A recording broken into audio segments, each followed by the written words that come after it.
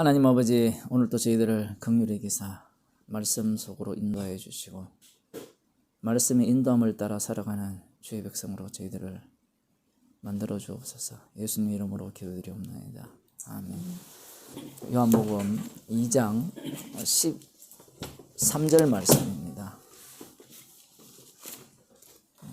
예수님께서 갈릴리에서 이제 예루살렘으로 올라가셨죠.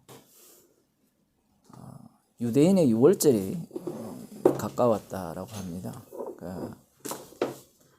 유대인의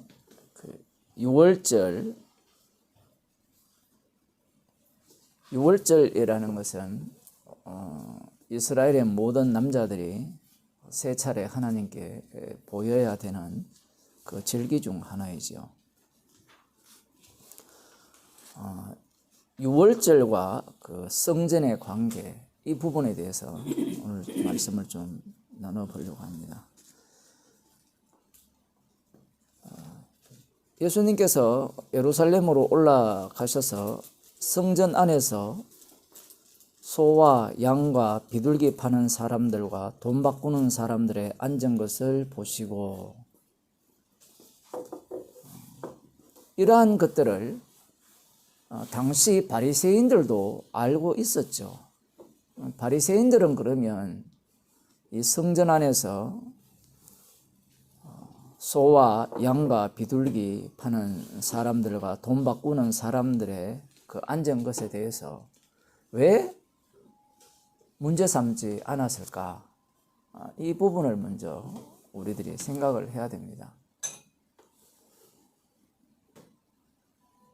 우리가 성경을 읽게 되면 그 이방인 입장에서 요한복음을 이렇게 읽는다 치면 성전이라는 것은 거룩한 곳인데 어떻게 그곳에서 장사를 하고 돈을 바꾸느냐, 이렇게 의문을 갖게 되면서 동시에 당시 율법대로 살아간다는 바리새인들조차도 성전에 관해서는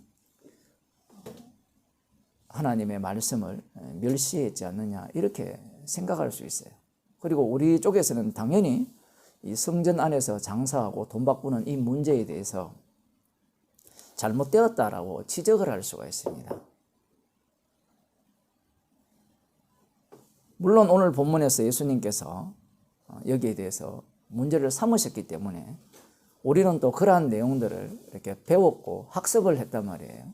그래서 이들이 하는 행동 자체가 성전 안에서 소와 양과 비둘기를 팔고 사고 하는, 그리고 돈 바꾸는 이러한 것들은 잘못되었다라고 지적을 할 수가 있는 거예요. 그러나 그 신명기 14장 24절을 한번 봅시다. 어,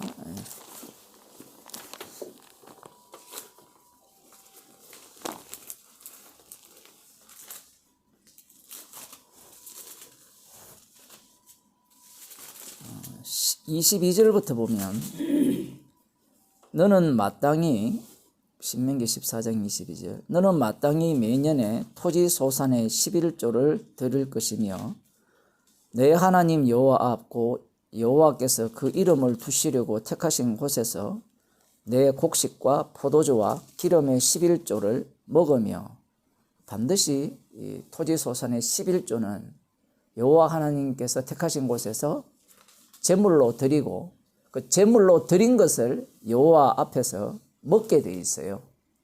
지난 주일날 설교할 때 그렇게 말씀드렸는데 이 부분은 조금 이따가 한번 봅시다. 이스라엘 백성들을 제물 만들기거든요. 사실은 희생제물 만들기인데, 또 네 우양에 처음 난 것을 먹고, 하나님께 드린 것들이죠. 내 하나님, 왜냐하면 첫 소산물을 드리라 했기 때문에 내 하나님 여호와 경외하기를 항상 배울 것이니라. 여호와 경외가 무엇인가라는 내용을 지금 여기에 담아 나왔습니다. 11조의 문제가 아니라 11조가 하나님께 드리는 제물이 되죠. 그렇게 되면 여호와를 경외한다라는 의미 자체가 유월절에 근거하고 있다는 것은 분명합니다. 왜냐하면 이스라엘을 만드신 그 시점이, 사건이 유월절 사건이기 때문에 그래요. 유월절 안에 이스라엘의 모든 절기가 다 담겨 있고 6월절 안에 모든 율법이 다 담기는 겁니다.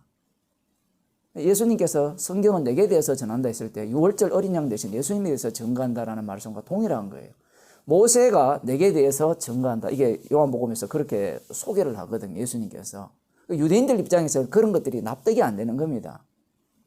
왜냐하는 그 부분에 대해서 이제 오늘 좀 거론을 해야 되는데, 이들은 여호와 경외하기를 항상 배울 것이라고 했을 때는 이것이 어떤 의미로 다가오느냐. 11조를 드리고 하나님 앞에서 11조를 드리고 그 11조 소사한물을 자기들이 먹는 것은 율법을 지키는 거잖아요. 이렇게 지키는 것이 여호와를 경외하는 것이라고 생각한 거예요.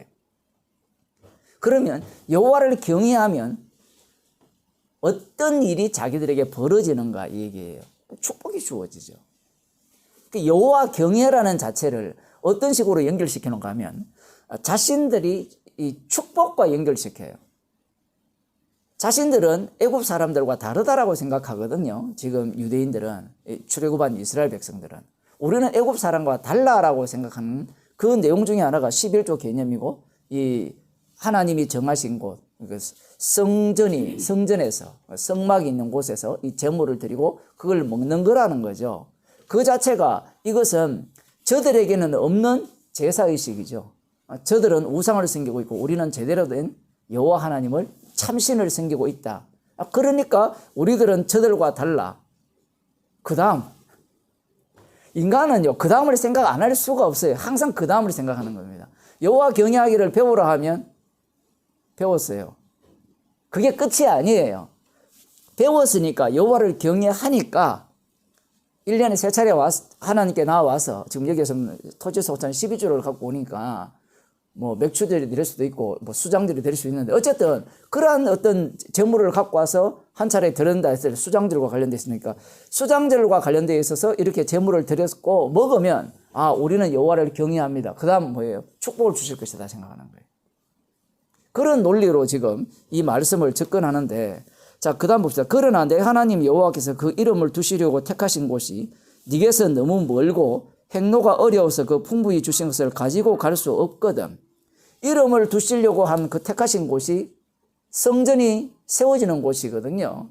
아직까지는 성막이 이동하잖아요. 이제 성막을 지어서 성막이 이동하는 거니까 나중에 이제 사무엘 사사기로 가면 실로에 갔다가 이렇게 이동을 하는데, 그곳으로 가서 하나님께 제사를 드리고 11조를 드리고 그곳에서 먹으라 했는데, 여기에서 그 택하신 곳이 너무 멀고 행로가 어려워서 그 풍부히 주신 것을 가지고 갈 수 없거든. 너무 풍부히 주셨어요. 그러면 그 토지소산의 11조가 만만치 않겠죠.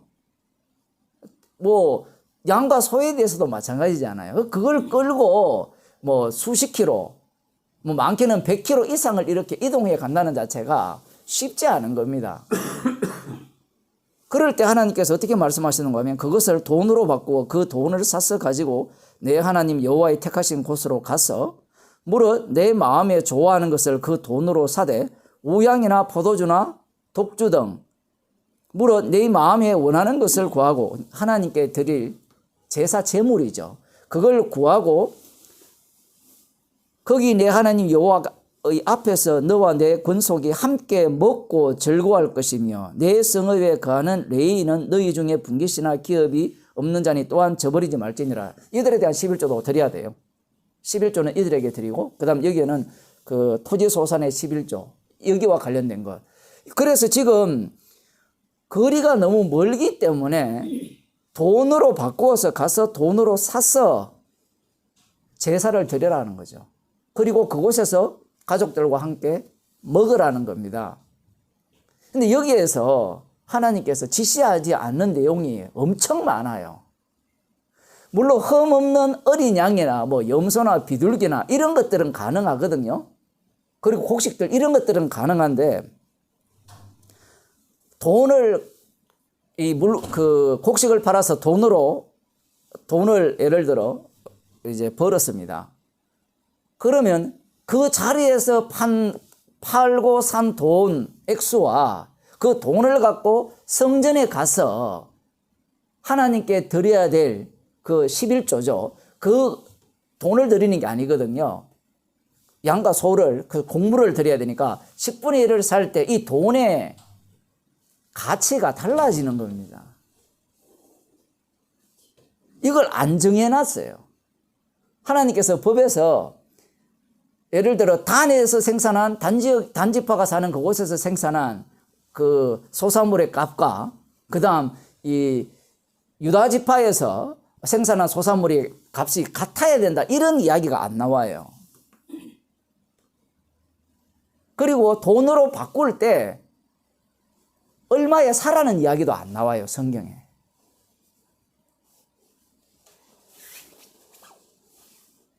그러면 예를 들어 소산물의 11조를 바치기 위해서 돈으로 다 바꾸었어요. 11조 바칠 돈이 예를 들어 뭐 100만 원이라 치면 그 100만 원을 갖고 예를 들어 물건을 살 때 내가 판 만큼 살 수 있느냐, 이 문제거든요.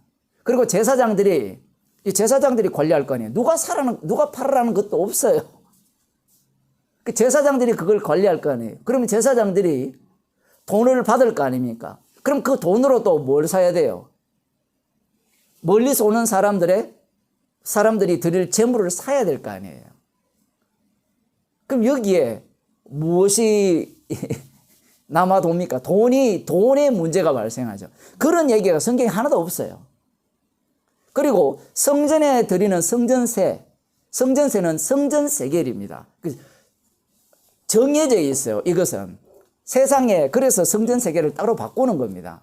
세상 돈을 갖고 가서 또 바꾸는 그러한 어떤 절차들이 그대로 있는 거예요. 그럼 바꿀 때 환칙이죠, 일종의. 환칙이를 할 때 환율을 얼마로 측정하라는 이런 이야기도 성경에 없어요.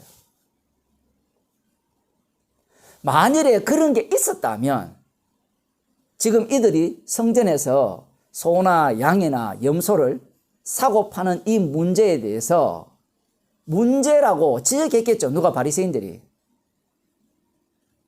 그런데 여기에 대한 어떠한 언급도 없어요, 성경 자체가. 그러면 똑같은 겁니다. 안식일을 지키려 했을 때 안식일을 나무하지 말라는 이야기가 있죠. 어떠한 일도 하지 말라는 이야기 있어요. 그럼 어떠한 일이라는 것의 의미가 뭐냐? 이것은 하나님께서 구체적으로 얘기한 게 없어요. 나무하지 말라는 게 있고 불을 피우지 말라 뭐 이런 것들이 있거든요. 그 나머지는 어떻게 할 거냐, 이 문제입니다. 그러면 그들이 알아서 그 말씀에 근거하여서 이제 조항을 만들어내는 겁니다. 그러면 우리가 볼 때는 그것은 사람이 만든 법이 아니냐라고 우리는 금방 나올 거 아니에요. 그러면 한번 봅시다. 그러면 반대로 우리들에게 질문 한번 해봅시다. 안식을 어떻게 지킬 겁니까? 나무만 안 하면 안식을 지키는 거예요? 그러면 화장실 몇 번 가야 돼요?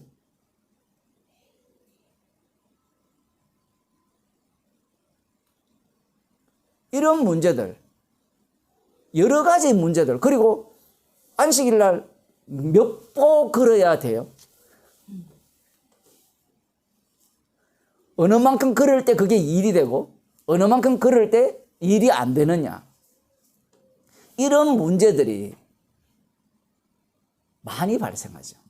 그러면 이 나무 안 하는 문제는 우리가 다 동의를 할 수 있잖아요. 그러나 나머지 부분은 이스라엘 백성이 10만 명이면 10만 가지 생각이 있는 거예요. 그걸 이제 당시에 이제 뭐 장로들이나 이런 사람들이 세부적인 법을 만들어내는 겁니다. 똑같은 거예요, 지금. 지금 이들이 이 하나님께 드려야 될 재물을 장사를 하죠. 우리는 장사라고 하니까 나쁘다고 생각하잖아요. 그런데 여기에서 성경에서 신명기에서 바꾸라고 했잖아요. 바꾸는 것은 장사 개념이잖아요. 그러한 어떤 내용들이 그대로 담겨 있는 거예요. 그래서 지금 이들이 사고 파는 이 문제가 과연 율법적이냐 비율법적이냐라는 겁니다. 율법적이라는 거예요. 제가 하고 싶은 얘기는 그 얘기입니다, 지금. 우리는 이 문제를 부정적으로 들어갈 수 있죠. 성전을 장사하는 곳으로 만들었으니까, 시장판으로 만들었으니까 너희들은 문제가 있어, 이렇게 이야기하고 싶은데 제가 늘 말씀드린 바와 같이 예수님의 책망과 우리의 책망이 달라요. 예수님은 영이시고 우리는 육입니다. 근데 육인 우리들이 영이신 예수님의 책망에 같이 편입하려고 하죠. 그러니 성경을 제대로 볼 수가 없는 거예요.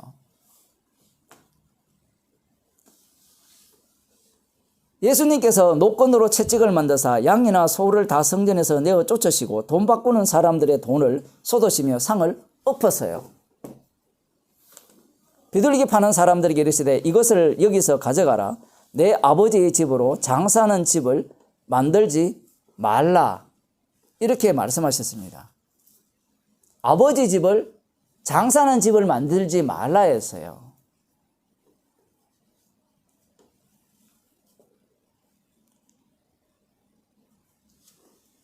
제사장들 입장에서는 이 성전을 관리하는 이들 입장에서는 예수님의 말씀이 옳지 않아요. 나중에 뒤에 보면 이렇게 하죠. 무슨 표적을 네가 이런 일을 행하니 무슨 표적을 우리에게 보이겠느냐. 무슨 얘기인가 하면 네가 지금 이곳이 성전이 아니다라고 외친 선지자가 있죠. 그죠? 에레미야 선지자입니까? 에스겔 선지자가 외치잖아요. 에레미야 7장입니까? 거기에 나오죠. 거기에 보면 이것이 성전이 아니다. 에레미야 7장 봅시다.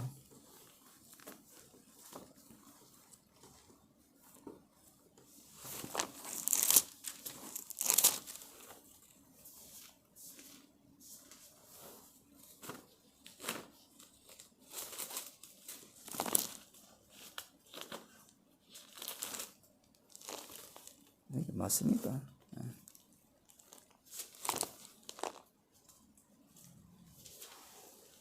그 부분을 조금 더 찾아보고요. 그래서 성전이 아니다라고 외치거든요. 그 외칠 때 똑같은 겁니다. 네가 이렇게 외칠 때 네가 에레미야 정도가 되느냐 얘기입니다. 에스겔 선지자 정도가 되느냐 라는 거예요. 그러니 이들의 태도가 굉장히 신중한 거예요. 지금 이들은 메시아를 기다리고 있거든요. 그래서 이렇게 한 일이 과연 우리가 잘못되었는가? 그러면 당신이 지금 내 아버지의 집으로 장사하는 집을 만들지 말라 했으니까 그 자격 요건이 있느냐라는 식으로 지금 질문하는 거거든요.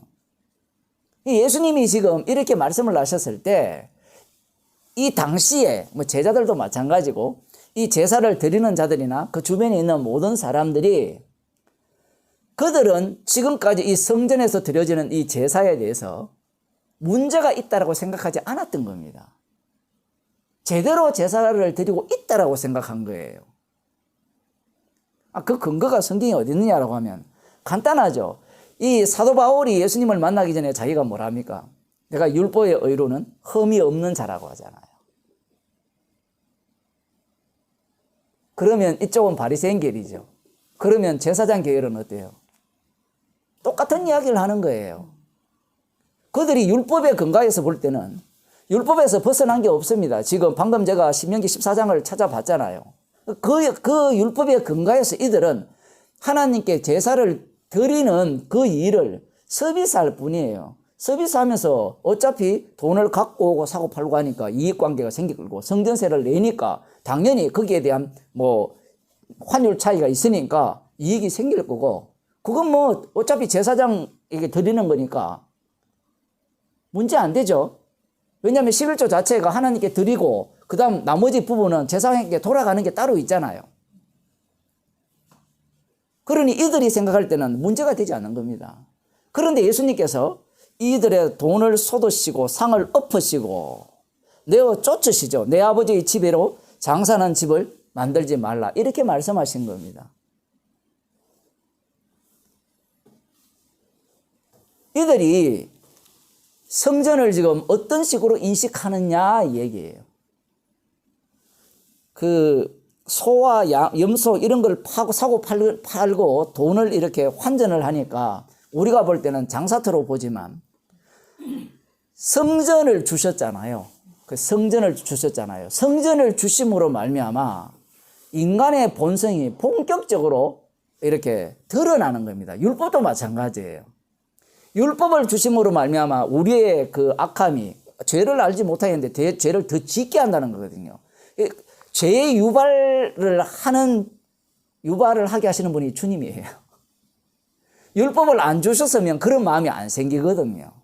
율법을 주심으로 말미암아 그 마음을 촉발시키는 겁니다. 원래 이 아담 안에 있기 때문에 뭐가 들었는지 모르죠. 뭐가 들었는지 모르는데 살인하지 말라 하면 살인 의지가 확 튀어나오고, 사랑하라 하면 사랑하지 않는 마음이 툭 튀어나오고. 나는 안 그런데요. 깊이 고민 안 해서 그래요. 그러한 것들이 튀어나와요. 그 최종적인 어떤 그 튀어나옴이 예수님을 살해하는 건데, 이 성전에 대한 것도 마찬가지입니다. 이들이 성전에서 제대로 율법을 지키고 있는 거예요. 지키고 있다라는 자체가 어떤 의미를 담고 있느냐라고 하면, 이게 신명기 14장을 왜 주셨는가? 그 주신 목적이 그들의 본색을 드러내기 위함이에요. 성전을 너희들은 어떻게 이해하느냐 할 때는 시장터로 만든다라는 거예요. 그걸 바라보고 신명기 14장에서 말씀하신 거예요. 시장터로 만든다는 것은, 장사터로 만든다는 것은 장사를 왜 합니까? 이익을 남기려고 하죠. 그 이익을 남긴다는 것은 누구를 위한 이익이에요? 나를 위한 이익이죠. 그러니 이들이 지금 성전에 대한 이해를 어떤 식으로 이해를 하느냐라고 할 때는 나를 위한 성전, 내 이익을 위한 성전으로 이해를 하는 겁니다. 그렇다면 이 성전에 모든 것이 이렇게 걸려있죠. 모든 것이 성전에 11조도 걸려있고 모든 것들이 지금 성전과 연결되어 있죠. 그러면 그들이 생각하는 이 하나님의 율법 자체는 무엇을 위한 율법이냐? 자기 이익을 위한 율법이에요. 그 열왕기 상을 한번 봅시다.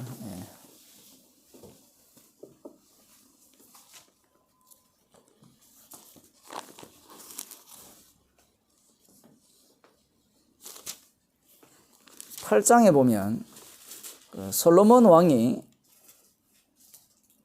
성전을 짓고 난 뒤에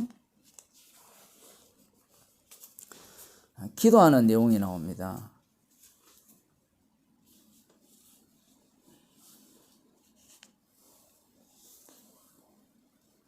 (19절에) 보면 그러나 너는 이 전을 건축하지 못할 것이요, 다윗에게 한 말씀이고, 네 몸에서 낳을 내 아들 그가 내 이름을 위하여 전을 건축하리라 하시더니, 여기에 보면 이 성전이라는 것은 여호와의 이름을 위한 성전이거든요. 그리고 성전에는 여호와의 이름이 계시고 사람을 위한 성전은 없어요. 처음부터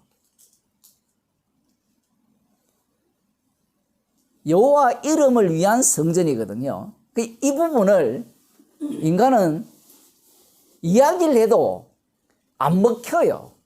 왜냐하면 이미 자신이 답을 갖고 있기 때문에 그래요. 그렇죠. 여호와를 위한 게 맞죠. 맞죠. 다음에 누가 주인공의 자리를 차지하고 있는 거예요? 자기가 자리를 차지하고 있는 거예요. 좀 더 읽어봅시다. 이제 여호와께서 말씀하신 대로 이루시도다. 내가 여호와의 허하신 대로 내 부친 다윗을 대신하여 일어나사 이스라엘 위에 앉고 이스라엘 하나님 여호와의 이름을 위하여 전을 건축하고, 여기도 나오죠. 여호와의 이름을 위하여 전을 건축했죠. 그 여호와의 이름만이 남아야 되거든요. 여호와의 이름만. 여호와의 이름을 위한 성전이어야 돼요. 내가 또 그곳에 우리 열조를 애굽 땅에서 인도하여 내실 때에 저희와 세우신 바 여호와의 언약 넣은 궤를 위하여 한 처소를 설치하셨도다. 여기에서 성전의 중심은 언약 넣은 궤죠. 언약궤가 중심을 차지합니다. 왜냐하면 나머지 그 바깥에 일어나는 모든 일들은 언약궤 하나에서 모든 것이 다 설명되기 때문에 그래요. 솔로몬이 여호와의 단 앞에서 이스라엘의 온 회중을 마주서서 하늘을 향하여 쭉 넘어갔어요. 27절, 하나님이 참으로 땅에 거하시리까 하늘과 하늘이라도 주를 용납치 못하겠거든. 하물며 내가 건축한 이 전이 오리까. 그러나 나의 하나님 여호와여, 종의 기도와 간구를 돌아보시며 종이 오늘날 주의 앞에서 부르짖음과 비는 기도를 들으시옵소서. 주께서 전에 말씀하시기를 내 이름이 거기 있으리라 하신 곳 이 전을 향하여 주의 눈이 주야로 보시며. 종이 독특하죠. 이 언약궤가 있는 이곳을 늘 주시하고 계신 거예요. 왜 주시하고 계시냐? 그것이 여호와의 이름이 계신 곳이고, 그 여호와의 이름은 어떻게 드러났냐 할 때는 죄와 무엇이 만납니까? 피가 만나죠. 죄와 피가 만나는 자리가 이 언약궤거든요. 그래서 죄와 피가 만나지 않으면 여호와가 진노가 나오는 겁니다. 쉽게 말하면 여호와의 이름이라는 것의 활동이죠. 최종적으로는 십자가입니다. 그 십자가의 내용이 당기지 아니하면 하나님께서 진노를 내린다는 건데, 봅시다. 주께서 전에 말씀하시기를 내 이름이 거기 있으리라 하신 곳 이전을 향하여 주의 눈이 주야로 보시옵소서. 종이 이곳을 향하여 비는 기도를 들으시옵소서. 뭘 빌을까요? 성전을 향하여. 비는 것은 딱 한 가지밖에 없어요. 죄 용서받는 뿐입니다. 왜냐하면 성전이라는 자체가 죄 용서하는 곳이기 때문에 그래요. 종과 주의 백성 이스라엘이 이곳을 향하여 기도할 때에 주는 그 간구함을 들으시되 주의 계신 곳 하늘에서 들으시고 들으시사 사하여 주옵소서. 바로 사하여 달라 하죠. 그 죄 용서하는 곳이, 그 나머지는 의미가 없어요. 100배의 축복을 주옵소서, 이런 것들은 다 죄 용서가 일어나면 주께서 축복이 주어지죠. 당연히 자동적으로 주는 축복입니다. 그 다음에 이제 쭉 나오거든요. 죄를 범하여서 잡혀갔을 때 기도하고, 이렇게 하면 그 주께서 이 기도를 들어달라는 겁니다. 자, 그러면 성전을 향하여 기도를 할 때 그 기도를 들어준다고 했을 때 그 기도를 들어주시는 것은 누구를 위함이에요? 여호와의 이름을 위함이거든요. 자기 자신들을 위함이 아니에요.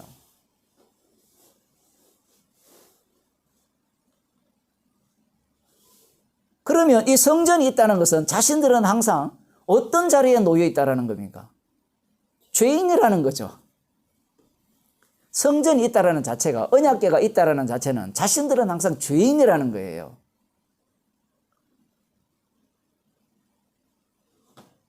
그런데 이 죄인인데 지금 이 성전에서 이들은 뭘 하느냐 할 때는 장사를 하고 있었어요. 누구 보시기에? 주님이 보시기에. 참으로 특이하죠. 죄 용서가 일어난다는 것은, 죄 용서가 없다는 것은 하나님의 심판이잖아요. 심판. 그 죄 용서되어지는 그곳을 이들은 뭘로 바꿔버렸냐니까 돈벌이 장소로 바꿨다는 겁니다. 주님의 판단이에요. 우리의 판단이 아닙니다. 사람의 판단이 아니에요. 주님께서 그렇게 판단하신 거예요. 주님이 심판하는 거죠. 표현을 하면. 그들 입장에서는 의아할 뿐이죠. 말씀대로 사는 것이 뭐가 문제냐는 겁니다. 뭐가 문제겠냐?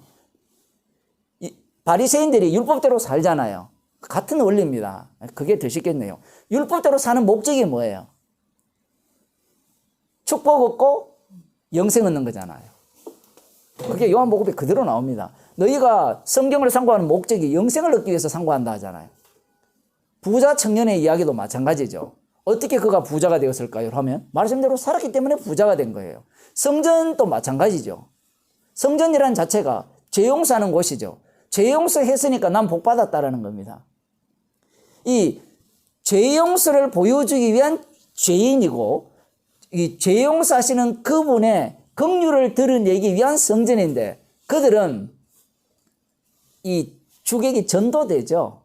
그래서 이 주님 보시기에 이들은 자신들의 이익을 위한, 장사를 위한 성전으로 만든 거예요. 그 바리새인들을 이야기하면 율법이라는 자체도 왜 지키느냐? 이 거래예요, 거래. 내가 이만큼 지켰으니까 하나님이 이만큼 복 주시겠죠. 그 율법도 시장터로 만들어버렸죠. 율법 지키는 것 자체도. 완전 장사터가 된 거예요. 그래서 율법을 많이 지킨 사람들은 잘났고, 못 지킨 사람은 못난 게 되는 거예요.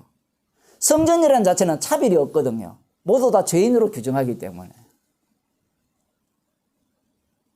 주님이 원하는 것은 상한심령인데, 이들이 다 알 거 아니에요. 다윗의 시편을, 51편을 다 아는데, 상한심령이 되면 뭐 주겠습니까? 이 거래로 나오는 거래.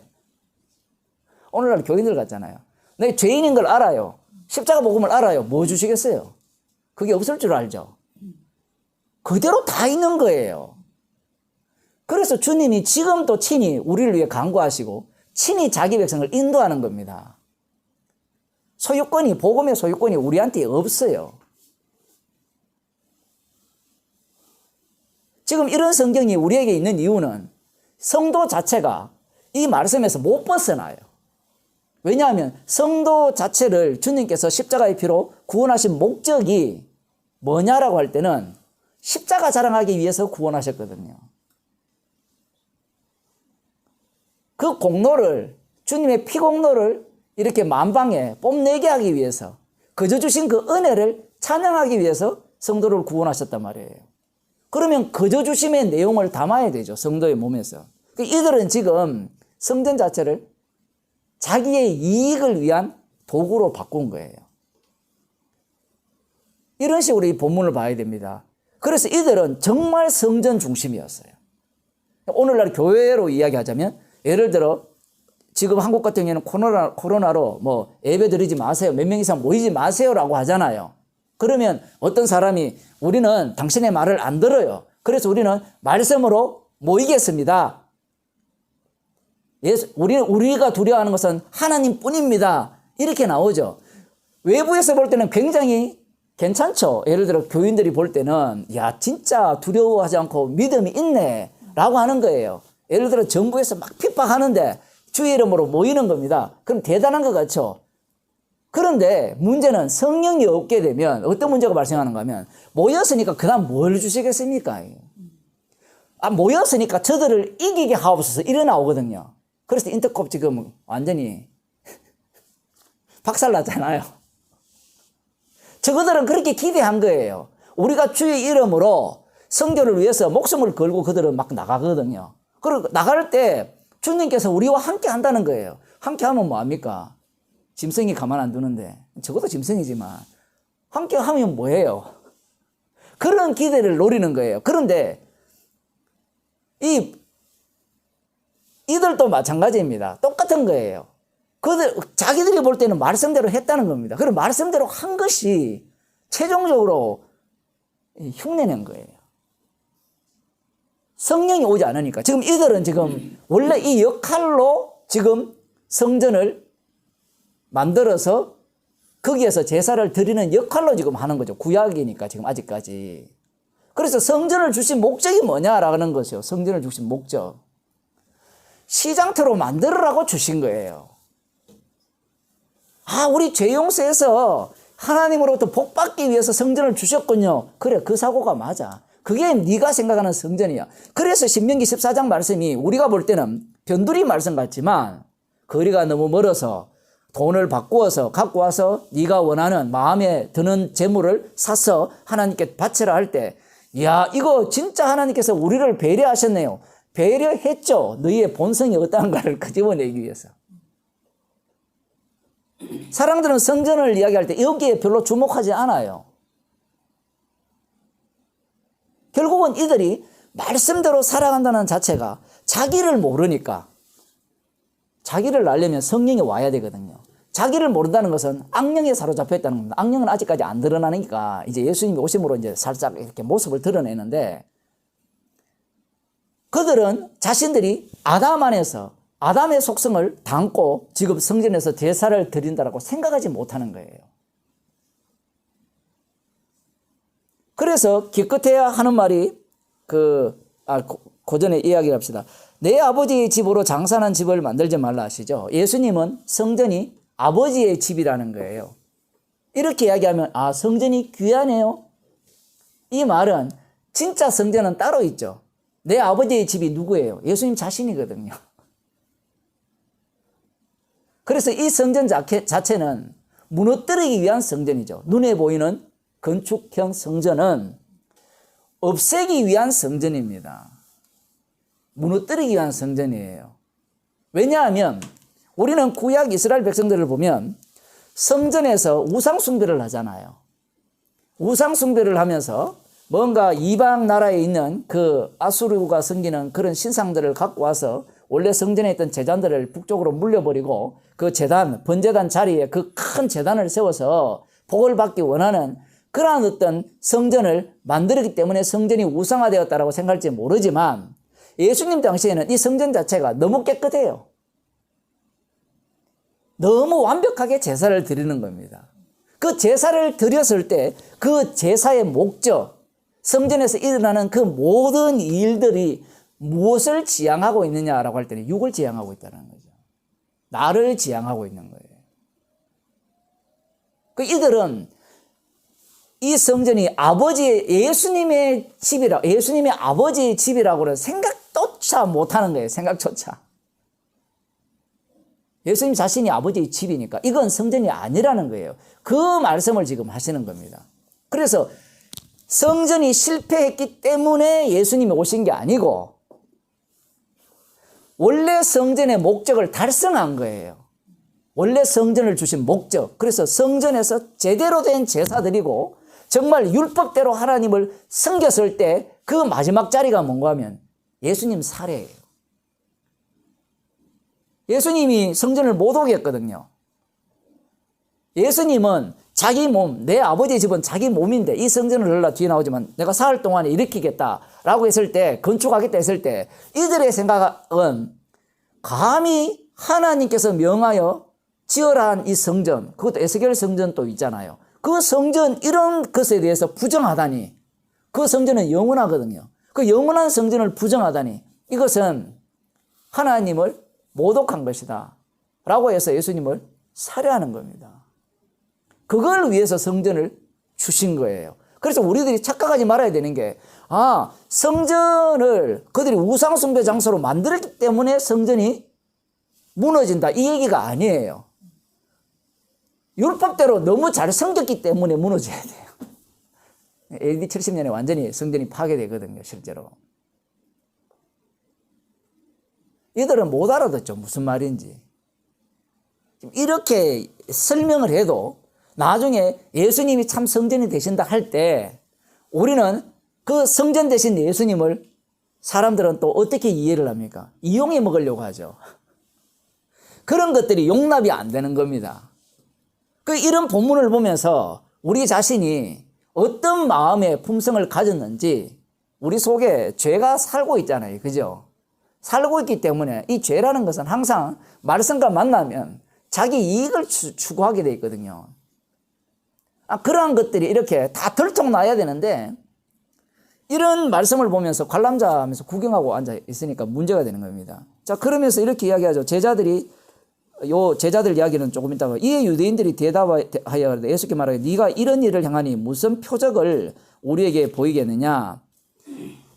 네 무슨 근거로 이 얘기를 하느냐 이 얘기죠. 네가 선지자인 증거를 대라는 겁니다. 만일에 네가 에레미야나 에스겔이나 미가야 선지자쯤 되면 내가 네가 하는 말을 수용하겠지만, 그렇지 않다면 네가 하는 짓거리는 성전을 회방하는 짓거리다, 이렇게 되는 거예요.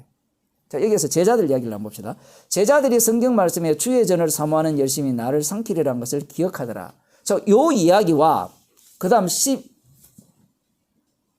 22절에 죽은 자 가운데서 살아나신 후에야 제자들이 이 말씀하신 것을 기억하고 성경과 및 예수의 하신 말씀을 믿었더라. 이 이야기가 서로 달라요. 다른데 같은 내용이 들어갑니다. 성경은 항상 이렇게 중천구조로 되어 있기 때문에, 자, 여기에서는 아직 제자들이 예수님이 부활하신 이후에 이걸 기억한 게 아니라 지금 성전에서 장사하는 집을 만들지 말라 했을 때 이 제자들 입장에서는 무슨 생각을 갖고 있는가 하면, 지금 이 제사장 계열들이 돈 주고 산 인간들이잖아요. 그러니까 잘못되었다고 생각하는 거예요. 잘못되었다고 생각하면서 이 예수님이 다윗 왕으로 오셨잖아요. 시편 69편 이야기인데, 다윗 왕으로 오셨으니까 다윗처럼 주의 전을 사모하는 열심히 나를 삼키리라 한 말씀대로 예수님이 메시아가 맞네요, 다윗 왕이 맞네요, 그래서 지금 주의 전을 위한 열심을 내시네요 라는 겁니다. 무슨 얘기인가 하면, 지금 이 헤롯 성전 자체가 돈 주고 산 제사장들이 대제사장 짓거리를 하고 그렇게 있으니까 이건 엉망이니까 주님께서 깨끗이 청소해서 이 성전 다음으로 회복시켜 주세요, 이 얘기예요. 그걸 생각하면서 제자들이 이 시편 69편을 떠올린 겁니다. 제자들이 대단하지 않아요? 그래서 제자들을 만만하게 보지 말라는 겁니다. 이런 사건을 볼 때 이들이 성경이 떠오른다는 것은 구약에 대해서 얼마나 이렇게 제대로 알고 있었는가. 적용이 팍팍 되는 거예요. 그 메시아라는 분, 다윗 왕으로 오시는 그분이 등장한다면 이 말씀들이 구약 어디에서 이렇게 날라와가지고 다 이렇게 적용이 되는 거예요. 실제 적용. 예수님의 행동 하나하나가 그런 본문들이 다 나타나지 않지만 이 하나만 보더라도 그들은 다 구약의 선지자들이 예언한, 다윗이 예언한, 성령의 입을 통해서 예언한 그 내용들이 예수님에 대해서 증거한다라고 이렇게 끌어당길 수 있는 실력을 갖고 있는 거예요. 아마추어가 아닙니다. 그러면 이렇게 끌어당긴다고 해서 이들이 제대로 된 해석을 내느냐? 아니죠. 방금 제가 설명드렸잖아요. 이들은 지금 이 성전 자체를 파괴해야 된다고 생각하지 못하는 겁니다. 하나님이 지으란 성전은 진짜 성전이 아니라고는 생각 못하는 거예요.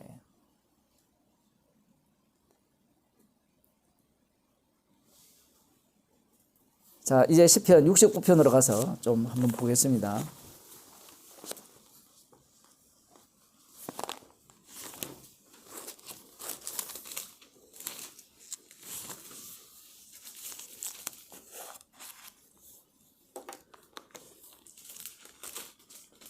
시편 69편은 다윗의 시거든요. 하나님이여 나를 구원하소서. 물들이 내 영혼까지 흘러 들어왔나이다.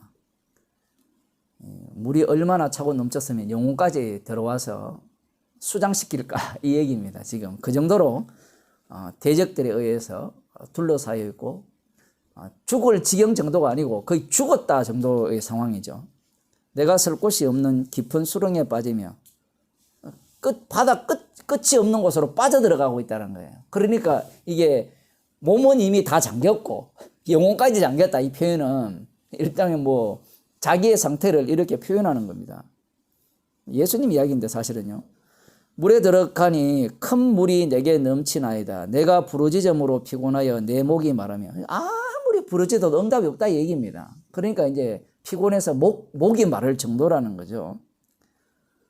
내 하나님을 바람으로 내 눈이 새하였다. 눈 빠지게 기다렸지만 하나님이 지금 응답이 없는 거죠. 그 정도로 그 바다 끝이 안 보이는 그 무저갱이죠, 일종의. 그쪽으로 그런 정도로 빠져들어간다는 겁니다. 무고히 나를 미워하는 자가 내 머리털보다 많고 물이 내 원수가 되어 나를 끊으려 하는 자가 강하였으니, 그러니까 이유 없이 까닭 없이 다윗을 미워하고 이유 없이 까닭 없이 원수가 된 거예요.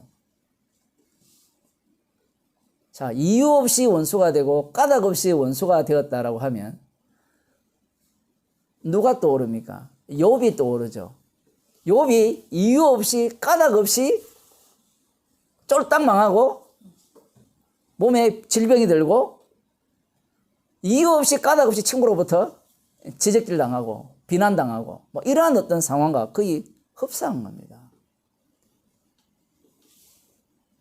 이렇게 이유 없이 까닭 없이 당해도 다윗은 죄인입니다. 죄인이기 때문에 당해야 하는 일이고 장차 오실 예수님 죄인이 아니시죠. 죄인이 아니시고 육신을 입고 오신 그분이 당할 일을 미리 앞당겨 보여주는 건데 지금 다윗은 이유 없이 까닭 없이 지금 자기들을 미워하고 자기를 원수 삼고 있다는 겁니다.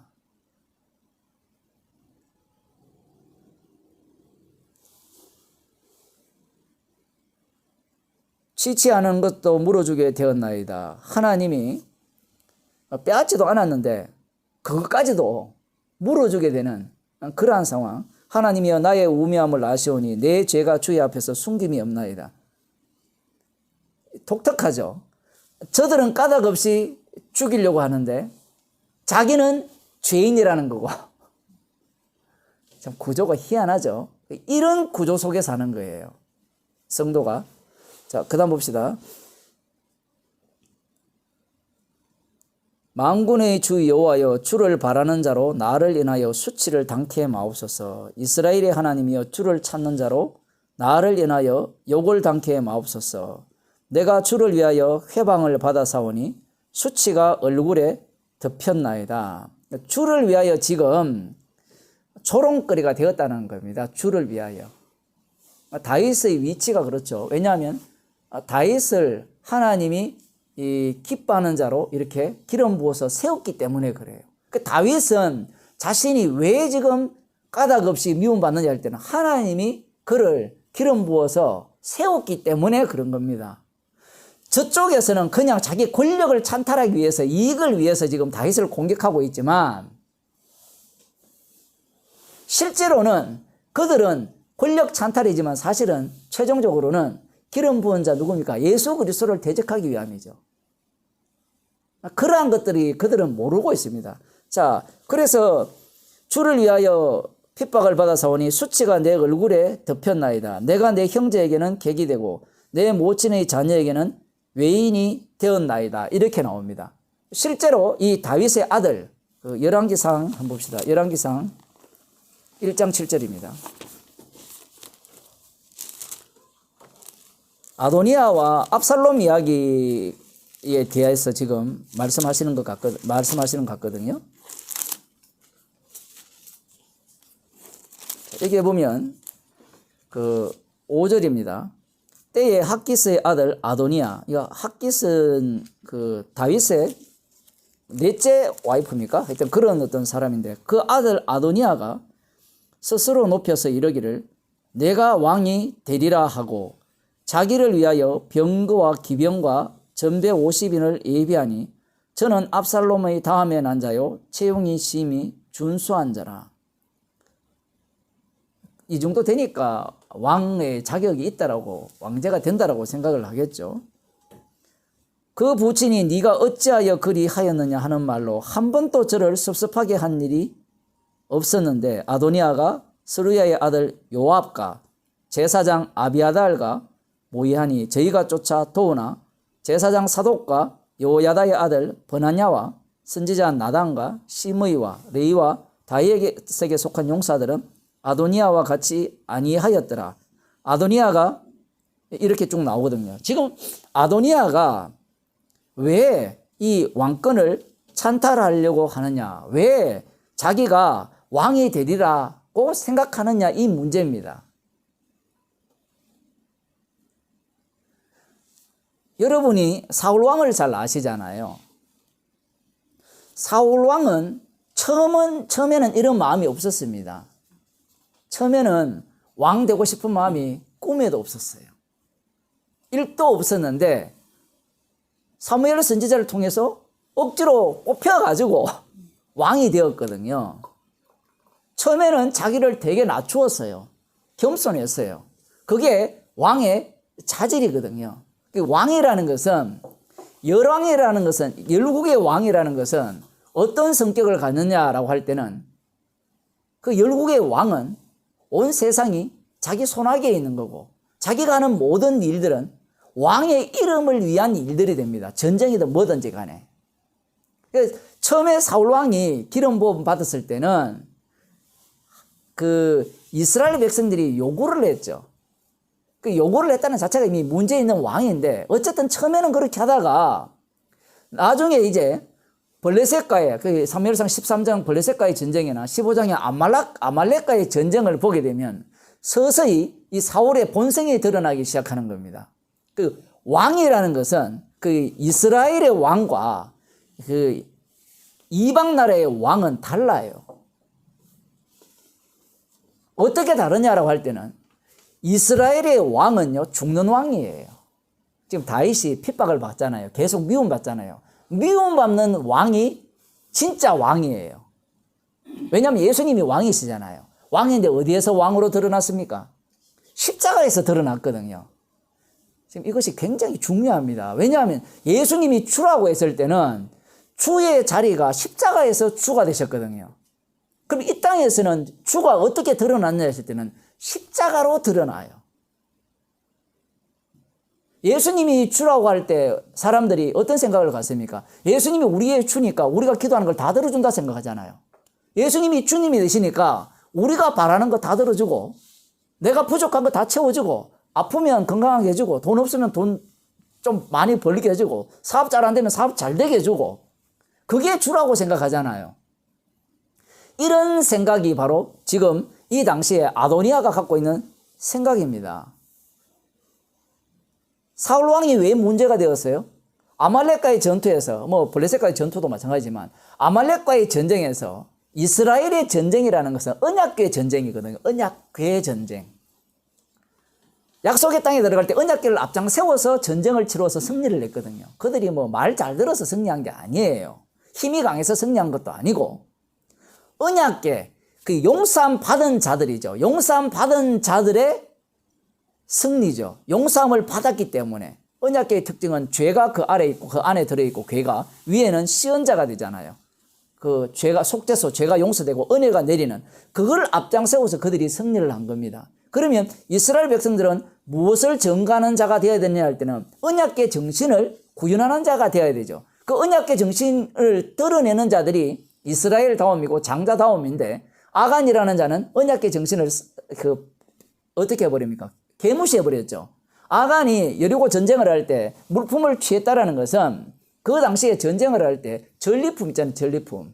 내가 이걸 했기 때문에 거기에 대한 대가를 내가 받는다는 것은 이 전쟁의 공로를 나에게 돌린다는 거예요. 그것은 여호와 이름의 전쟁과 맞지 않아요. 애굽에서 빠져나올 때 유월절 어린 양의 피로 구원되었잖아요. 내가 어린 양을 잡아가지고 문설주에 다 이렇게 뿌렸으니까 내가 구원됐다. 이런 소리 하면 안 돼요. 아간이 누가 봐도 분명히 하나님께서 전쟁을 할 때 그렇게 전쟁을 하잖아요. 본인이 다 진멸하고 끝나서 됐지 가자. 마치 그 홍해를 건널 때 바로왕을 하나님이 직접 진멸했잖아요. 이스라엘 백성들이 한 건 없거든요. 처음에는 원망하다가 나중에는 홍해를 건너서 구경만 하고 있었잖아요. 찬양만 드렸잖아요. 아무것도 한 거 없어요. 그 전쟁이에요. 이스라엘 전쟁 자체는. 그들은 우리는 한 게 없습니다라는 것을 보여주는 전쟁 참여예요. 그런데 아간은 우리는 한 거 없고 언약궤가 다 했습니다. 약속을 이루기 위해서. 그러면 그 공로가 주님의 말씀대로 진멸하라 했으면 진멸하고 여호와께 바칠 것은 다 바치라 했거든요. 그 백성들 자체도 진물도 하나님의 제물이라 하거든요. 그렇게 하려면 그렇게 해야 돼요. 시키는 대로 해야 되는데 이 전쟁을 무슨 전쟁으로 보는가 하면 자기를 위한 전쟁으로 바꾸치게 한 거예요. 그게 뭐가 나쁘냐? 하나 숨겼는데 하나 숨겨도 안 돼요. 어린 양의 피를 모독한 거거든요. 그러한 어떤 전쟁, 그 사울왕도 마찬가지죠. 아말렉과의 전쟁, 그 출애굽기 17장에 나오는데 아말렉과의 전쟁할 때 독특하거든요. 이 아말렉이 이스라엘을 대적했단 말이에요. 광야에서 나올 때. 그들이 대적할 때 전쟁을 어떤 식으로 합니까? 하나님께서 모세의 손이 올라가면 전쟁에서 승리하고 내리면 졌죠. 무슨 이런 전쟁이 다 있어요. 그래서 옆에서 붙들어 놓고 승리한 거잖아요. 이런 전쟁이 다 있냐 얘기예요. 이 땅의 전쟁은 힘의 전쟁이죠. 그런데 여호와 하나님의 전쟁은 언약궤의 전쟁이에요. 왜냐하면 예수님이 십자가로 승리하거든요. 승리의 방식이. 그걸 그림자로 보여주는 겁니다. 만일에 이들이 이 아말렉과의 전쟁을 힘의 전쟁으로 생각했다면 그것은 누구의 사고방식이 되는가 하면 애굽적 사고방식이 되는 거예요. 애굽에서 빠져나온 사고방식이 아니라 애굽적 사고방식에서 전쟁하는 전쟁이 되는 겁니다. 사울왕이 사무엘 선지자를 통해서 다 진멸하라 했거든요. 진멸하라 했을 때 사울왕이 그 사무엘상 15장에 보면 다 진멸하지 않습니다. 왜 안 해요? 나름대로 변명할 거리는 많아요. 하나님께서 진멸하라 할 때 그들이 갖고 있는 소나 양이나 이런 것들, 그죠? 1년 된 양들, 어린 양들이 보기에 형편이 없어요. 그러면 당연히 진멸하겠죠. 그런데 진멸의 대상을 들어가 보니까 실한 양들이 너무 많아요. 값어치 나가는 양들이 너무 많고 소가 너무 많은 거예요. 그걸 주기가 너무 아까운 거예요. 그래서 나름대로 생각한 겁니다. 우리가 볼 때는 비겁한 변명이라 볼지 모르지만 사울왕 입장에서는 이런 생각을 했다라는 거예요. 사울왕이 직접 그렇게 했으니까 하나님께 좋은 것을 드리기 위해서 그렇게 했다는 거죠. 백성들도 그걸 원하고 막 변명을 댔는데 제가 볼 때는 변명이라기보다는 그것들이 솔직한 심령이죠. 사실은 그걸 그렇게 하면 자기들 깐들이도 되잖아요. 그러한 어떤 생각, 진멸하라 했을 때 탐나는 게 없으면 참 좋은데 아간 앞에도 탐나는 걸 딱 배치를 하는 겁니다. 사울왕 앞에도 마찬가지죠. 그래서 아각은 살려둘 만한 겁니다. 그래서 아각도 안 죽이고 그 진멸하지도 않았던 겁니다. 이런 전쟁이 어떤 전쟁인가 하면 여호와 이름의 전쟁, 언약궤 전쟁이 아니고 세상 나라의 전쟁이에요. 그게 사울 왕이었거든요. 자, 사울 왕이 패하고 다윗 왕이 세워졌잖아요. 다윗 왕이 세워졌을 때 이 다윗 왕은 사울 왕과 다른 왕이잖아요. 아직까지 뭐 우리아 사건이 등장하지 않았지만 이 다윗 왕은 어떤 역할을 하는 왕이냐 이 얘기예요. 지금 아도니아가 스스로 높이 이르기를 내가 왕이 되어야 하리라는 거예요. 왕이 되어야 하리라. 다윗 왕의 입장에서는 왕이 되고자 함도 없고요. 모든 전쟁이 할례 받은 자와 할례 받지 못한 자의 전쟁. 요나단에 의하면 사람이 많고 적음이 아니죠. 그러한 전쟁. 다윗 같은 경우에는 골리앗과 전쟁을 할 때 그 정신이 그대로 살아남아 있는 겁니다. 이것은 단순히 승리하고 이게 실패하는 문제가 아니라 할례 받은 자가 할례 받지 못한 자가 할례 받은 자를 조롱하는 문제. 언약궤를 모독하는 거죠. 이스라엘 백성 자체가 유월절 어린 양의 피로 만들어진 자들이잖아요. 그러한 전쟁을 지금 다윗은 하고 있었고 이 왕의 자리 자체가 자기를 위한 왕의 자리가 아니라는 겁니다. 그런데 핫깃의 아들 아도니아는 그 왕의 자리가 탐나는 거예요. 왜? 자기를 위한 게 아닌데 괜찮거든요. 군사들도 많고 뭐 힘도 세고 그리고 말 한마디 하면 이 신하들이 말을 잘 들으니까 그 자리가 탐이 나는 겁니다. 탐이 나니까 지금 자기를 위하여 병거와 기병과 전병 50인을 예비하니 이렇게 나오거든요. 자기를 위한 것. 압살롬도 마찬가지거든요. 압살롬도 자기를 위하여.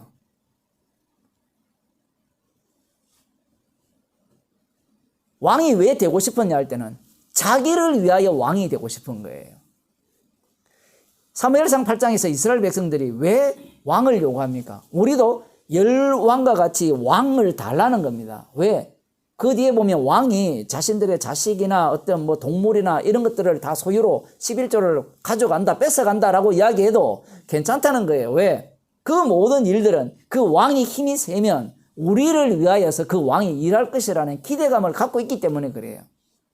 왕 자체가 나를 위한 거예요. 나를 위한. 그러한 어떤 마음으로 왕을 요구했던 겁니다. 그런데 다윗 왕은 그런 왕이 아니죠. 열왕과 같은 왕이 아니에요.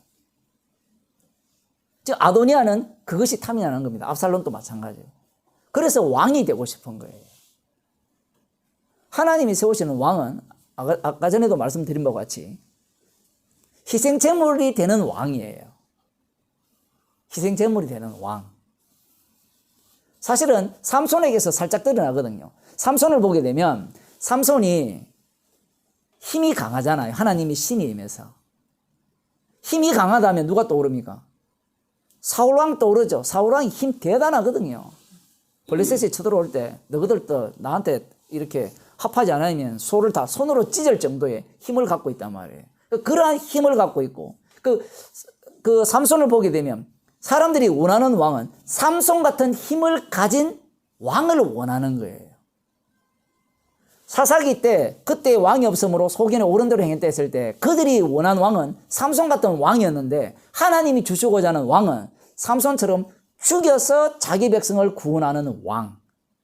그걸 지금 겨냥하고 있는 거예요. 그래서 처음에는 그 죽어서 자기 백성을 구하려면 누가 죽이느냐라는 그 인물이 나와야 되는데 그 죽이는 인물이 사울이 되는 겁니다. 그 사울을 먼저 주시고 사울에 의해서 누가 죽임을 당하는 위치에 가는 거면 하나님이 세우신 다윗 왕이 죽임을 당하는 위치로 가는 거예요. 지금 다윗은 지금 오늘 본문으로 조금 넘어가기 전에 봅시다. 그래서 좀 더 봅시다. 내 모친의 자녀에게 외인이 되었나이다. 왜 이렇게 되었느냐? 다윗은 기름 부음 받은 자죠. 선택받은 자단 말입니다. 기름 부음 받은 자인데 그의 아들이나 그의 아들들이 왜 이렇게 다윗의 대적자가 되고 사울도 마찬가지죠. 왜 이렇게 대적자가 되었느냐? 그들은 까닭을 몰라요. 까닭 없이 나를 미워하고 까닭 없이 원수가 되었다 했을 때 자기들은 모르죠. 하나님께서 그들을 조치한 겁니다. 그 다음 나오는 말씀이 이제 오늘 본문입니다. 주의 집을 위하는 열성이 나를 삼키고 주를 회방하는 회방이 내게 미쳤나이다. 주의 집을 위하는 열성이 나를 삼키고, 이게 지금 제자들이 떠올린 말씀이죠. 주를 회방하는 회방이 내게 미쳤나이다. 여기에서 보면 다윗이 주의 집을 향한 열심이 있었죠. 그 주의 집을 향하는 열성이 자기를 삼켜버렸어요. 거기에 빠져드니까 이제 이 삼킴을 당하는 겁니다. 거꾸로. 지금 그 시편 이 제자들이 생각하는 것은 주의 전을 향한 열심이 나를 삼키고를 이렇게 떠올렸을 때, 삼키리라 한 것을 떠올렸을 때 예수님이 죽는다는 이야기가 아니에요. 완전히 열심 속으로 빠져들었다는 얘기예요. 빠져들었으니까 성전을 정결케 한다는 거거든요. 지금 여기에서 주의 집을 위하는 열성이 나를 삼키고 나는 주의 집을 위한 열성뿐이었고, 그렇기 때문에 주를 회방하는 회방이 내게 미치게 된 거예요. 이 회방한다는 말이 경멸하다, 비난하다, 조롱하다, 멸시하다 이런 의미인데, 나는 단지 주를 위한 열심일 뿐인데 오히려 주를 멸시하는 그 멸시가 내게 미치게 되었다는 거예요. 성전을 향한 열성이 있을 뿐인데. 이거 반전이죠. 자, 다시 돌아와서 이 제자들이 주의 전을 사모하는 열심이 나를 삼키리라 한 것을 기억하더라. 그 제자들은 무엇을 꿈꾸는가 하면, 예수님이 주의 다윗 왕이니까 똑같이 주의 전을 사모하죠.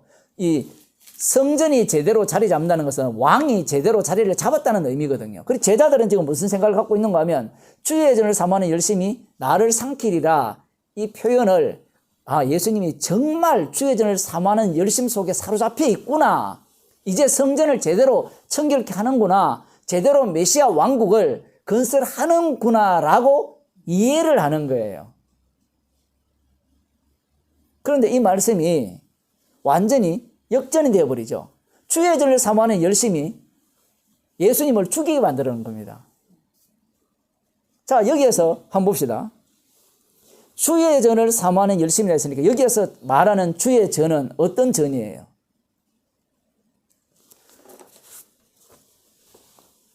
이 제사장 계율이 있고 유대인들이 있고 예수님이 계십니다. 유대인들이 있고 예수님이 계실 때 지금 유대인들은 주의 전을 사모합니까? 안 합니까? 사모하죠. 그 예수님도 주의 전을 사모합니까? 사모하지 않습니까? 사모하죠. 자, 예수님이 주의 전을 사모하는 열심이, 이 주의 전이 어디 있어요? 자기 몸이죠. 자기 몸이잖아요. 그 제자들은 지금 예수님의 몸으로 주의 전을 이해해요, 못해요? 못하고 있죠. 그러면 예수님께서 이 주의 전을 사모하는 열심, 이 주의 전은 지금 헤롯 성전을 향해서 하시는 말씀이냐라고 할 때는 그건 아니죠. 그 참된 성전, 자기 몸에 대해서 지금 말씀하고 계신 거거든요. 그럼 이 몸이 성전이 되려면 반드시 죽임을 당해야 되죠. 죽임을 당하려면 이 헤롯 성전에 대해서 주님이 시비를 걸어야 돼요. 그러면 시비를 걸게 되면 지금 이 주의 성전에 대한 열심을 누가 갖고 있습니까? 예수님도 갖고 있고 표면적으로 보면 이 유대인들도 갖고 있잖아요. 그럼 유대인들이 주의 전을 사모하는 열심이 있죠. 그래서 그 열심이 예수님을 삼켜 죽여버리는 거예요.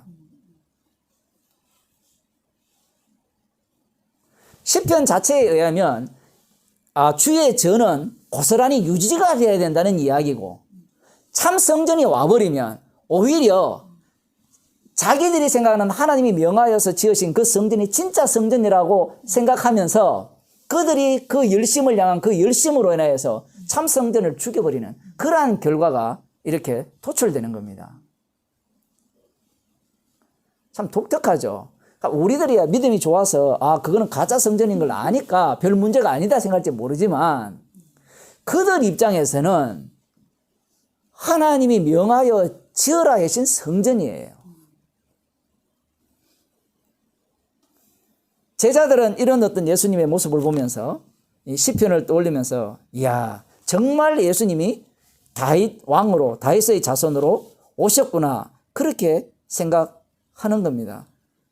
나중에 보면 예수님이 이야기거든요. 이게. 그래서 조금 더 봅시다. 그래서 이에 유대인들이 대답하여 예수께 말하기를 네가 이런 일을 행하니 무슨 표적을 우리에게 보이겠느냐 이렇게 질문하잖아요. 그러면 제자들이 시편 69편을 떠올렸다는 말은 이 유대인들도 똑같이 떠올렸다는 얘기예요.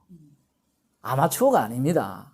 그래서 네가 이런 일을 행하니까 네가 다윗 왕으로 오신 그분이 맞느냐, 메시아가 맞느냐를 지금 질문하는 거예요. 그래서 그 표적을 보여달라는 겁니다. 표적을 보여달라 할 때 예수님께서 뭐라고 말씀하시는 거면 너희가 이 성전을 열라 내가 사흘 동안에 일으키리라.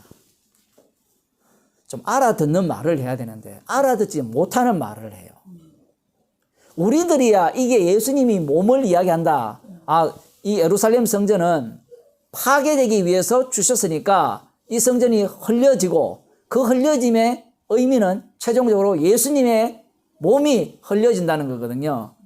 예수님의 죽으심이죠. 그 죽으신 그분이 3일 만에 부활하셔서 참 성전이 되신다. 지금 그 말씀을 얘기를 하는데 유대인들에게는 이 말씀이 제자들도 마찬가지죠. 못 알아들어요. 왜냐하면 육이기 때문에 보이는 것들을 다 없애버립니다. 인간들은 보이는 것을 보고 잘 믿을 수 있는 그러한 어떤 습성을 갖고 있거든요. 왜냐하면 영의 세계는 무지몽매하기 때문에 그래요. 악마가 있다? 누가 봤어요? 성령이 있다? 누가 봤어요? 이 세계는 없어요. 인간의 눈에는. 그 요한계시록 12장에 나오는 하늘의 싸움이 있죠. 미가엘과 용과 싸우잖아요. 미가엘과 용과 싸움이 누가 봤습니까? 그것이 이 땅에 전쟁이 전개될 때 안 나타나잖아요. 너희가 이 성전을 내가 사흘 동안에 일으키겠다. 이렇게 말씀을 하시니까 그들은 이 말씀을 어떻게 이해하는가 하면 육적으로 들어요. 이렇게 얘기합니다. 이 성전은 46년 동안의 지었건을 네가 3일 동안에 일으키겠느냐 하더라. 46년 동안 지금 짓고 있는 중이에요. 주 성전은 다 지었고 외곽지 이렇게 보면 덜 지었는데 46년 동안 지금 짓고 있고 지어지고 있는데 이 성전이 흘리고 3일 만에 짓겠다? 그럼 미친 사람이죠. 왜냐하면 그들 머릿속에는 성전은 무엇밖에 없어요. 성막이 있고 솔로몬 성전이 있고 그 다음 포로에서 돌아온 제2성전이 있고 헤롯 성전, 눈에 보이는 것밖에 없습니다. 그 성막을 주신 이유가 모세를 통해서 시내산에서 성막이 내려왔잖아요. 그러면 이 내려왔다는 것은 위쪽에 진짜 성막이 있다는 거거든요. 성전이 있다는 거거든요. 그런데 유대인들 입장에서는 위에서 보여줬으니까 이것은 진짜 있어야 된다고 생각하는 거예요. 계속 없어질 것이 아니라고 생각하는 겁니다. 이것은 이 세상에 사는 인간들이 다 갖고 있는 사고방식이죠. 하나님이 지으라고 주신 성전이기 때문에 에스겔 성전도 마찬가지잖아요. 그래서 에스겔 성전처럼 지으면 진짜 메시아 왕국이 건립된다. 이런 생각을 사람들이 가질 수밖에 없는 겁니다. 그런데 예수님이 이 성전을 헐라. 사흘 만에 일으키겠다. 이 뭐라고 합니까? 21절에 그러나 예수는 성전된 자기 육체를 가리켜 말씀하십니다. 그 자기 몸을 헐어라. 그러면 내가 사흘 만에 일으키겠다. 사흘 만에 부활하겠다. 이 말씀이거든요. 이 몸이 참 성전이라는 거예요. 이 몸이 죄 용서 되어지는 장소라는 겁니다. 그러면 이 몸 속에 들어와야만 죄 용서가 된다는 얘기거든요. 그걸 그리스도 아니라고 이렇게 표현하는데 이렇게 되어버리면 이미 예수님이 등장으로 이 성전은 헤롯 성전은 성전입니까? 성전이 아닙니까? 아니죠. 그러면 성전에서 내 아버지 집을 장사하는 집으로 만들지 말라는 것은 어떤 의미가 돼요? 이건 성전이 아니야 라는 것이 비로소 최종적으로 드러나는 겁니다. 성전이 지어졌는데 이 성전은 참 성전이 아니야. 그러면 이 성전을 왜 주셨느냐 할 때는 장사터로 만들기 위해서 주신 성전이에요. 충격적인 이야기입니다. 율법도 마찬가지죠. 율법을 왜 주셨냐 했을 때는 율법을 지켜서 하나님 앞에 의롭게 살기 위해서 주셨다라고 생각을 하는데 그것이 아니라 율법을 주신 목적이 뭡니까? 너희들을 죄인 되게 하기 위해서, 죄 아래 가두기 위해서 주셨다라고 해버려요. 이것은 이미 하나님과 같이 된 인간에게는 받아들일 수가 없습니다. 왜냐하면 인간이 갖고 있는 하나님 개념 자체는 하나님이 그러려고 성전을 주신 것이 아니라는 거예요. 그러면 왜 하나님은 성전을 제대로 주셨다는 거예요? 율법도 제대로 주셨는데 우리가 잘못했다는 겁니다. 잘못. 성전을 우리가 관리를 잘못했고 성전에 대해서 지금 장사꾼처럼 장사터로 만들었기 때문에 예수님이 지금 이 성전을 헐고 자기 몸이 성전임을 이렇게 드러내셨다. 이렇게 생각을 하는 거예요. 율법에 대한 이해도 마찬가지죠. 우리가 율법에 대해서 못 지켰기 때문에 예수님이 오셨다라고 생각해요. 천만의 말씀입니다. 못 지켰기 때문에 예수님이 오시게 되면 예수님은 우리들의 시다가 돼요. 처음부터 예수님을 겨냥한 겁니다. 십자가 지신 예수님이 참 성전 되심을 겨냥하기 위해서 이 이스라엘을 불렀고 그들에게 율법을 주시고 성전을 성막을 지으라고 성전을 건축하게 하신 거예요. 그러니 성전 자체에 대해서 유대인들의 입장에서는 예수님의 해석을 받아들일 수가 없습니다. 하나님의 말씀을 무시하는 거잖아요. 그리고 구약에 예수님의 몸인 성전이라는 것이 어디에 있습니까?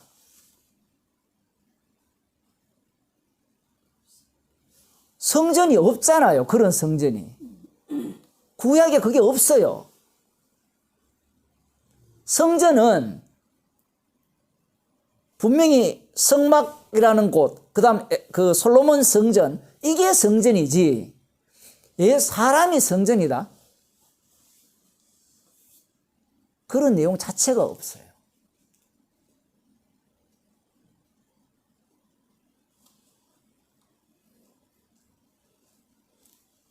에스더를 보면요, 이 내용이 살짝 드러나요. 에스더를 보면.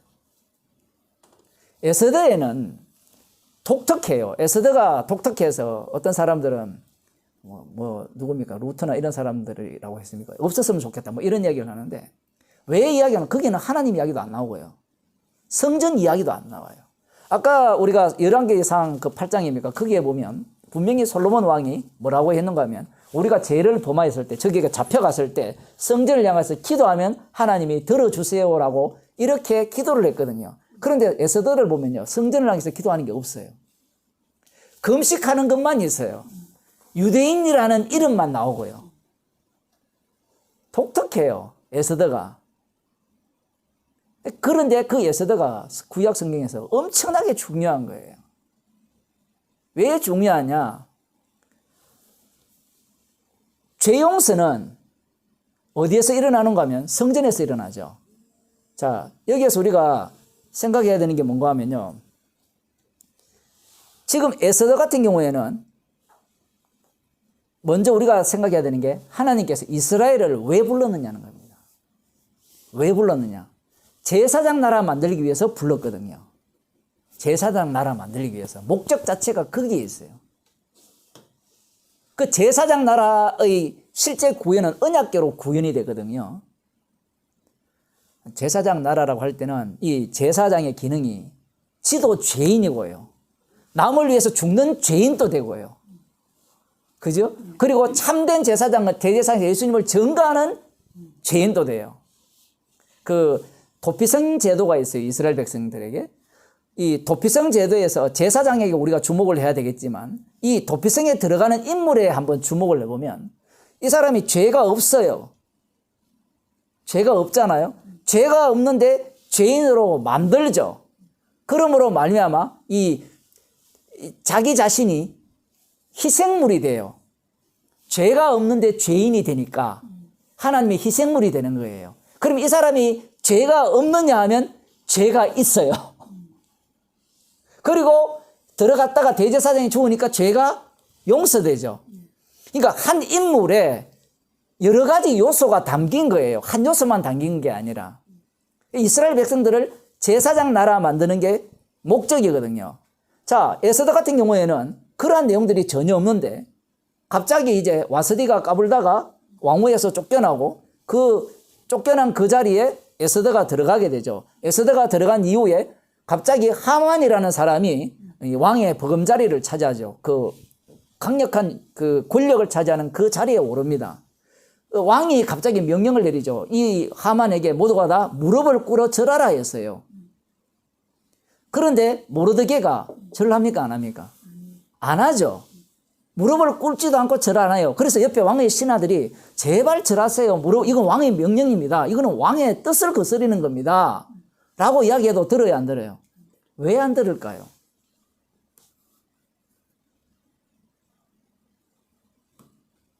하만을 알거든요. 하만이 누굽니까? 아각의 후손이에요. 아각이 누굽니까? 사울 왕이 진멸하라 했을 때 멸하지 않는 살려준 왕이죠. 모르드게는 누구의 후손입니까? 모르드가 예스데는 베냐민 자손이에요. 기스의 후손이에요. 모르드게는 우리가 비록 바벨론 포로에서 잡혀왔고 지금 바사 제국에 남아있잖아요. 그리고 한번 보세요. 분명히 1차 포로 때 성전 지으라고 고레스 왕이 다 명령하여 돌려보냅니다. 주변의 이웃들이 다 재산을 줘요. 금 같은 거, 이 재물을 들어서 줍니다. 다 주라고 명령을 내렸어요. 그래서 그걸 들고 돌아가라고 했거든요. 돌아가라고 했는데 이 사람들은 말 안 들었어요. 이들이 거의 460년 좌우인데 에스더 자체가 BC 516년은 그 전이잖아요. 그때 성전이 완공되거든요. 포로에서 돌아간 성전. 그 성전이 완공되는데 이들은 안 돌아갔어요. 그러니까 안 돌아가고 이들은 머물고 있는 겁니다. 머물고 있으면서 모르드게가 어떤 생각을 갖고 있는가 하면 이미 이 세계 자체가 여호와 하나님의 전쟁의 승리로 보는 겁니다. 믿거나 말거나 그런 믿음이 있었을까? 모르드게가 지금 하만에게 무릎을 꿇지 않는 이유는 그리고 나중에 무릎을 꿇지 않고 나중에 자기 자신을 뭐라 합니까? 말하지 않아도 될 나는 유다인이라고 천명을 해버려요. 공개적으로. 그렇게 함으로 말미암아 하만의 분노를 더 사서 결국은 유대인까지 다 진멸당할 그 위기에 처하는 겁니다. 모르드게에 의하면 주님이 다 알게 또 주셨다라는 차원에서 보게 되면 우리를 제사장 나라 삼기 위함이에요. 결론을 보면 어떻게 나오는가 하면 재밌어요, 표현이. 이 모르드게가 그 왕의 둘째 자리에 올라가고 신망이 두터워지니까 많은 그 120도에 흩어져 있는 그 제국에 있는 많은 사람들이 유대인이 되었다라는 표현이 나와요. 그 에스더 한번 봅시다.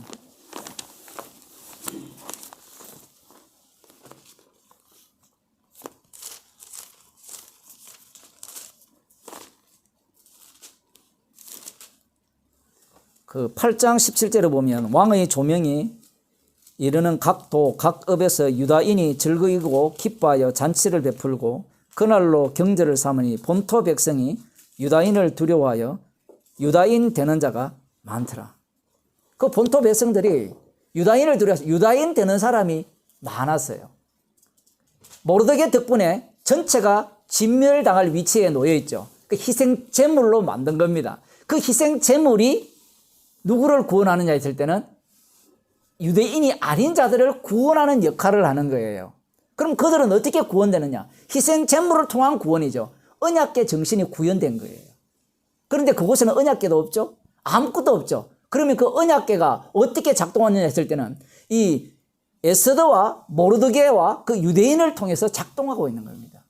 보이지 않는 성전, 참 성전이 그 속에서 작동하는 거예요. 물론 그 과정에서 에스더가 희생 제물이 되어서 유다인들이 구원을 받는 그 내용도 마찬가지입니다. 개인이 희생해서 유대인들이 구원을 받지만 그 과정 속에서 이스라엘 유대인 전체가 진멸할 위기에 놓였을 때 그들의 진멸을 통해서 또 그쪽에 있는 그 바사 제국에 있는 그들도 구원을 받죠. 여기에서 에스더에서 그래서 이 보이지 않는 성전, 건축으로 되어진 성전이 아닌 성전이 이렇게 보여지는 겁니다. 굉장히 중요한 거예요, 에스더가. 다시 말씀드립니다만은 성전을 위해서 기도하지도 않아요. 하나님도 없어요. 그 자체가 성전이 돼요. 성전의 특징이 뭐예요? 죄가 있어야 되죠. 희생 제물이 있어야 되죠. 죄 용서가 있어야 되죠.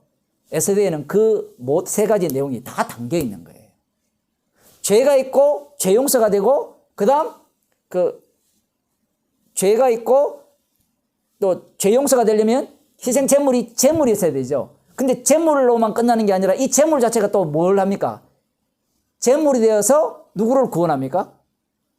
에스더가 자기 백성들을 구원하고 그리고 유다인 전체가 제물이 되어서 누구를 구원해요? 그 바사 제국에 있는 사람들을 구원하죠. 제사장 나라잖아요. 처음부터 목적이 여기 있었던 거예요. 그런데 유대인들이 에스더를 어떻게 볼 거냐 얘기입니다. 유대인들이 보는 에스더는 그들은 메시아 왕국을 기다리죠. 메시아 왕국을 기다리니까 이 에스더는 굉장히 중요하죠. 왜냐하면 이 제국에서 모르드게가 거의 왕의 자리를 차지하잖아요. 그러면 메시아가 오게 되면 어떤 일이 일어나느냐 했을 때는 그러한 왕국이 되어진다라는 꿈을 꾸는 겁니다. 그 꿈을 꾸면서 제자들은 자신들이 어느 자리에 올라간다고 생각해요? 모르드게 자리에 올라간다는 겁니다. 표현을 하면. 아하수에로 왕자리에는 예수님이 계시고 그리고 모르드게 자리나 그 2인자 자리 12제자들이 그 높은 자리에 앉아서 이스라엘 12지파만 다스리는 게 아니라 전 세계를 다스리는 그러한 메시아 왕국을 꿈꾸는 거예요. 에스더를 보면서. 불임절을 지키면서. 지금도 불임절을 지키거든요. 진짜 신나는 일이죠. 유대인들이 보는 안목이에요. 그러니까 육에 속한 자들이 보는 안목입니다. 그러나 영에 속한 자들이 에스더를 보게 되면 죽으라 이야기해요. 희생제물을 만드는 거거든요. 제사장 나라 만들기 위해서 이스라엘을 만들었잖아요. 6월절 어린 양의 피로.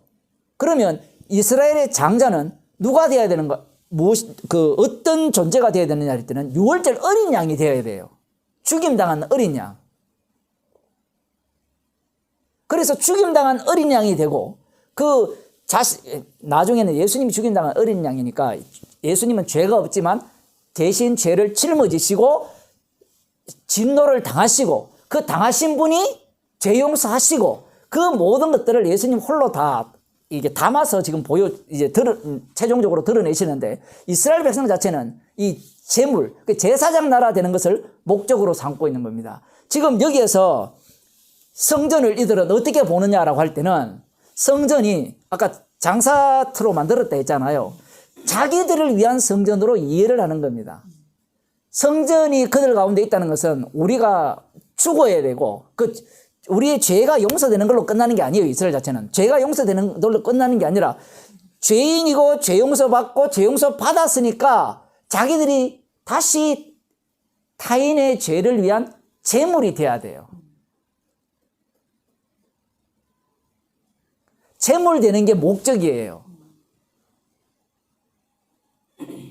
그게 제가 지난주 설교 핵심이었잖아요. 제물을 만들기 위함이에요. 제물. 그래서 로마서 12장에서는 너희 몸을 하나님이 기뻐하시는 산 제사로, 우리는 제사로 되어 있는데 거기는 제물로 되어 있어요. 너희 몸을 제물로 드리라는 거예요. 이 제물이라는 것이 왜 최종적인 목적이 되느냐라고 할 때는 예수님이 영원한 대제사장이죠. 히브리스의 내용도 그거고 요한계시록도 그러고요. 모든 게 다 십자가가 왜 최종적인 우리가 자랑할 거냐 했을 때는 결국은 십자가에서 다 이뤘기 때문에, 다 이뤘다는 말은 성도들의 인생도 십자가 인생을 살게 하겠다는 거예요. 그 십자가라는 것은 뭐예요? 제물이잖아요. 제물.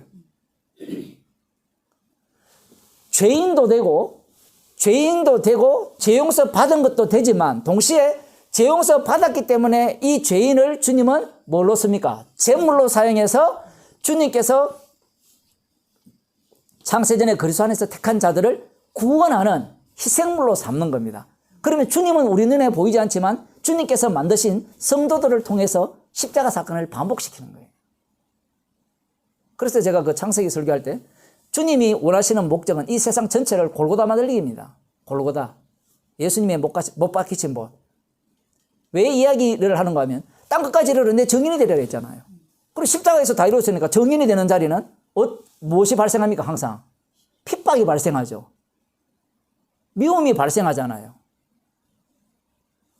내 몸에서만 일어나는 문제, 개인 구원이 아니에요.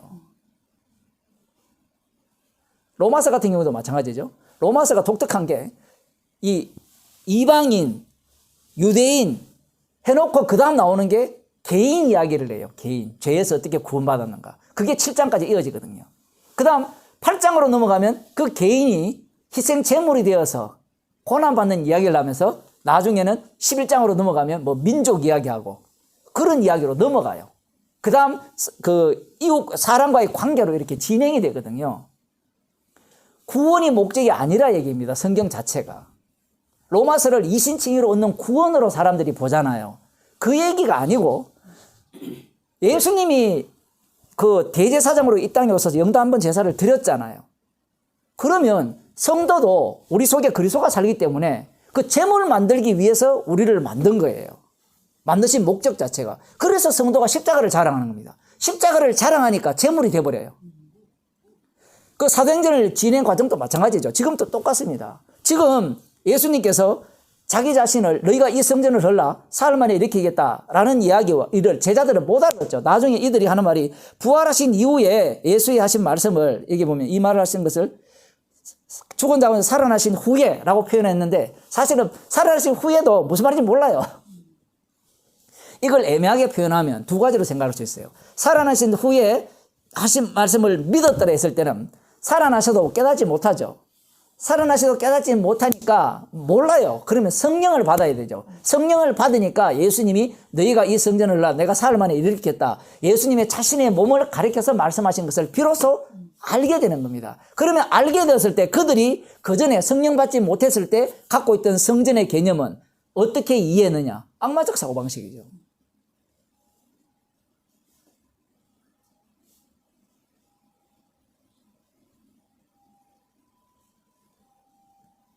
죽은 자들 가운데서 살아나신 후에 성령을 주시지 않으면 요한복음 자체가 이해가 안 돼요. 그러니 이 성경 말씀 자체는 우리가 관리할 문제가 아니에요. 아니 배우면 안 됩니까? 배워서 될 것 같으면요. 배워도 되죠. 그래서 사도 바울이 복음을 전할 때 내가 사람의 말과 지혜로 하지 않는다 하잖아요. 외부에서 볼 때는 다 사람의 말로 있어요. 뭐 서신서를 다 보세요. 다 사람의 말이거든요. 사람의 말과 지혜예요. 그런데 고린도 교인들입니까? 그들이 바울의 말을 들을 때 사람의 말로 받지 않고 영의 말로 받았다 했죠. 성령의 말로. 이게 대화가 되는 이야기입니까? 대화가 안 되는 이야기거든요. 지금 이렇게 말씀하심으로 말미암아 요한복음 전체는 성령 받지 못한 자와 성령 받은 자가 확 갈라지는 현상이 일어나죠.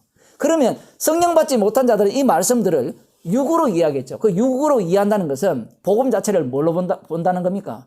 내 구원, 내 천국 가는 거. 그럼 영어로 보게 되면 십자가를 자랑하게 되죠. 죄가 드러나고. 그래서 제자들이 부활하신 이후에 말씀을 깨달았을 때 주의 전을 향한 열심이 나를 삼키리라. 이 말씀이 누구한테 적용돼 버려요? 제자들에게 그렇게 적용되잖아요. 주의 전을 위한 열성이 예수님의 참된 성전이잖아요. 거기에 대한 열성이 제자들을 삼켜버리죠. 그들을 예수님이 걸어가신 그 길로 그대로 걷게 해버립니다. 말씀이라는 것은 살아있습니다. 실제로 주께서 말씀을 통해서 자기 백성들을 그렇게 인도해 가는 겁니다. 기도합시다. 하나님 아버지, 주님이 주신 모든 것들은 이 아담에게 속한 자들이 자신을 위해서 해석할 수밖에 없음을, 그러하기에 오늘 또 십자가에 예수님을 못 박을 수밖에 없는 그러한 죄인임을 저희들에게 알려주시고, 그러한 죄인을 주께서 사용하셔서 예수님의 죽으심을 전가하는 증인으로 사용하시고, 죄인을 희생 제물로 사용하셔서 십자가에서 다 이루심을 전가하는 증인으로 저희들을 다루어 주심을 감사하는 인생이 되게 하옵소서. 예수님 이름으로 기도드리옵나이다. 아멘.